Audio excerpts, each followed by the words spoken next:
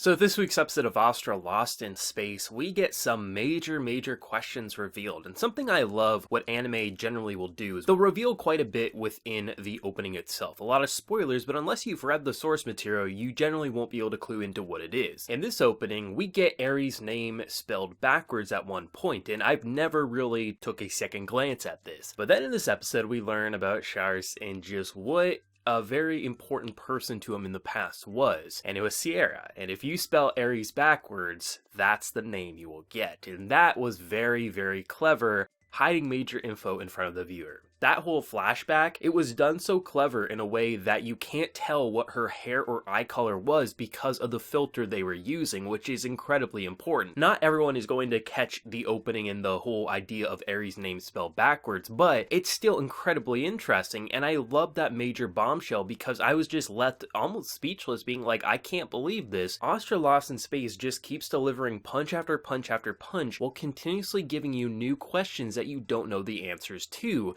And that's really interesting because everyone on this ship is somehow connected, and I love the idea and the uncertainty of why they were all brought together. And most importantly, by the end of the episode, why was there another ship very similar to them and only one survivor back in cryo chamber? What is the point of this? And it definitely seems like some sort of experiment, but what is the point of it? And that's incredibly interesting. I think the first half of this episode was incredibly gripping. Honestly, this episode probably was the most intense and atmospheric that we've seen up to this point, especially with the hopelessness of their ship is broken and this is their new home, or else they have to just sleep in a cryo chamber and hope that one day help will arrive. I love the idea that everyone is very much cautious because they're not stupid. They know someone is a traitor on their ship, and when you have someone who's clearly hiding information away, it's going to rub you the wrong way. But I thought the twist of him being royalty was something that was quite interesting, and it was believable too, because it's not like he pulled a family name from his ass and no one knew what that was. They all recognized the name. And to learn about how when basically World Wars and everything was done, there was still one area that kind of kept the kind of nobility and king status quo. And I thought it was interesting how they have this like wall segments and just how the commoners kind of live in one area, the nobility in the other. You have to have permits to leave. I was getting some Attack on Titan vibes with the whole wall situation. I was like, oh, I've seen this done before. And it was interesting how he ultimately had a friend who he was very close with, clearly is Aries, and I like the idea that one day they snuck in together because she wanted to see the zoo and he wanted to show her, and just how the idea that it was such a very toxic area of how you can understand why every area but this was broken down and no longer had this whole royalty kind of just status and things like that, because you can see that, you know, a guard literally pushed her and she nearly fell to her death and was put into a seemingly coma. I found it quite interesting just seeing how that all played out because it was so different from the modern world that we kind of got a glimpse of within the first episode and just the overall technology. It definitely felt like something pulled from medieval past in a lot of ways, where everything else is all flying cars, things like that. And I found it interesting and a very believable reason why he would keep something like that a secret and why the others would believe him, because it's not like he pulled a random family from thin air. It's something that they all know about, and it was interesting how it was such a believable reason to act so shady. But it's just the whole Aries name spelled backwards and the very clever use of not showing the hair or eye color that's kind of like that added layer to add on to the mystery while also giving us satisfying answers. I mentioned it last week, every time someone looks shady, they most likely aren't shady. They just have something within their past that's making them look in a pretty unfortunate light. And I think that's what's so interesting, is most anime that would try to be Astra Lost in Space would just do this. Have characters look shady and then they're not shady, and then we move on to the next, and then by the halfway mark we all grow numb because it's the same formula time and time again. The thing with Astra is the entire point of the mystery is why they are a part of this crew, and ultimately, what is the point of their objective? Is someone manipulating the strings, or is this just a series of unfortunate events? But after seeing that ship, it's clearly some form of experimentation or something along that nature. The whole point of keeping the focus on seemingly shady characters is to keep your focus on that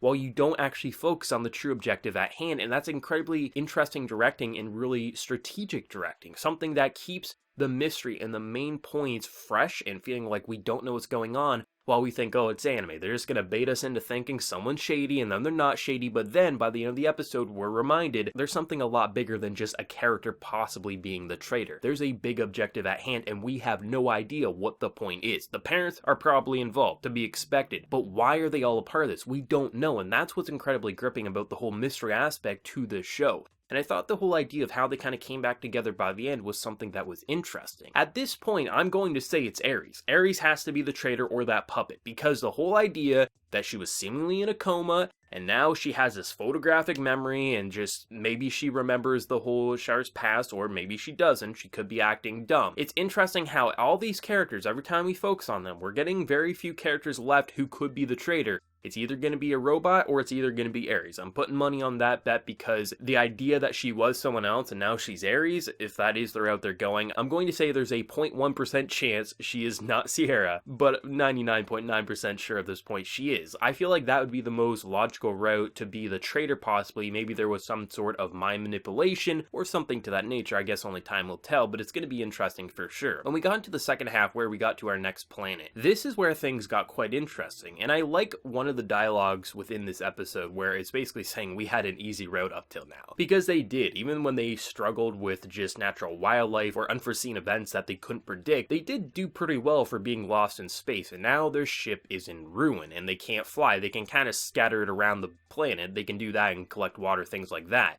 But to actually be able to fly into hyperspace, they can't do that anymore. And I think that's what's so interesting, is around the halfway mark, we break the character's ship, and what do you do? How do you survive this? Do you just accept that this is your new home, or do you try to repair it, even though that would probably be a lost cause? It was very intense overall. I really liked the hopelessness and how everyone was freaking out, and when people put on their brave faces, you understood why they did that, because even if they are stranded now, at least get food, at least get water. Do the things you can do, and maybe freak out later. As it was said very early into the series, you can't think on an empty stomach. You can't think if you're thirsty. Like, at least get the basics down first. And I like the idea that some of these characters truly just can't get behind this, and Kittery gets the response to say, hey, there is one cryo chamber, put yourself in here if you want. That's the only option I see of you surviving. That help might come generations from now. It's such a tragic thing, because imagine that, your entire group of friends, these are all family at this point in time. Even the traitor, if there is one who's actively realizing what they're doing, this is a group of family right now. And I think it's so heartbreaking to hear that, because it's not something like trying to make you feel brave. It's literally, there is no hope. We cannot get back home. The only hope is for one of us to go into this chamber if we want to. And we're not going to judge you if you do that, because how else are you going to survive? This doesn't look like the most paradise of vacations that they could go to. Yeah, they got water, yeah, they got berries, but what could they really do? Sleep on a ship day in and day out, maybe play cards till they get into their old age and die? Like, there's not too much they can do, and I think that's what's so interesting. This is definitely my favorite hopeless atmosphere, because they literally got attacked by something they couldn't predict. They thought, okay, we were dodging the electrical things in the air, but then you have this like natural piranha plant coming up and just attacking you, and then you kind of do this twisting maneuver, but even with an ace pilot, you can still damage your ship because there's so much things that they could crash into. Now, obviously, they're going to eventually fix their ship, but they have another ship there. Maybe they can get some parts that weren't damaged on that one, attach it to theirs. We clearly are getting introduced to another member of the crew in the opening. There is a glimpse of her within the window, so she's clearly going to join the crew.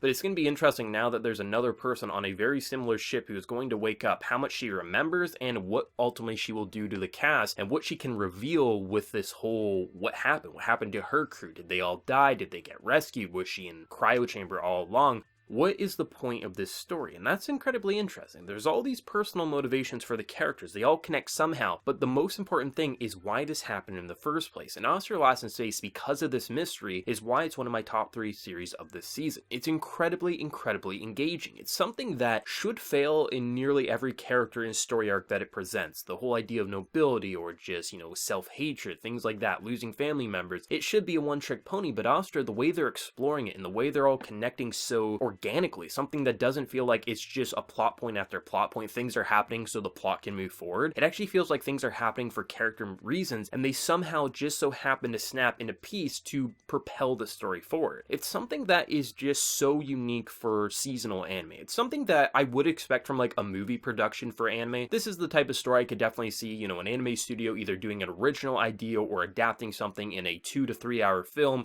You get this weird space exploration story where there's some seemingly corruption and just manipulation behind the scenes, and they have to get back home. I could see that happening, but for a TV production of 12 to 13 episodes, you wouldn't really expect Astra Lost in Space to function in the way that it is. There's the anime reactions, the anime personalities, the anime gimmicks, especially seen when Charles was kind of explaining things and they all started crying anime style. That's what you expect, but the overall delivery and execution to these stories and character just details, it feels so movie quality, and that's a big reason why I'm so much of a fan of the widescreen perspective, because it gives it a theatrical feel, something that really feels like it's bigger than TV production. It's something, each episode, with each story we tell, it feels like we get a mini movie, and it feels like we're just learning so much, but at the same time, we continue to get more questions, but at the same time, we don't get so many questions that we're left with, we need so many answers. We do get quite a bit of answers each episode, but the main questions continue to be brought up of why this is happening, and ultimately, how do all these characters connect? And now that we see another ship, that question is even more important. I'm not sure if it's something to do with human experimentation, something just with space travel. There's clearly some big underlying corruption going on. You don't send a bunch of kids into space and give them a ship and then seemingly give other kids a ship back in the past 12 years ago. Something is going on, and I don't understand why they're doing it, and that's what's so interesting. Each episode, we can predict this character isn't going to be the traitor, this character isn't going to ruin our lives. But the thing we can't predict accurately, at least I haven't seen anyone do it as of yet, because, well, I haven't seen the story end yet, so maybe someone has predicted it accurately, is why is this all happening in the first place? And that's what's so interesting. It does so many things you expect with a story such as this, but at the exact same time, it does so much we aren't expecting. What did everyone think of this week's episode? The just reveals, the questions, where do you think it's going to go next week? Let me know down in the comment section below. If you did enjoy this video though, be sure to drop a like and also hit that subscribe button if you haven't been new. So until next time everyone, please take care and have a good one.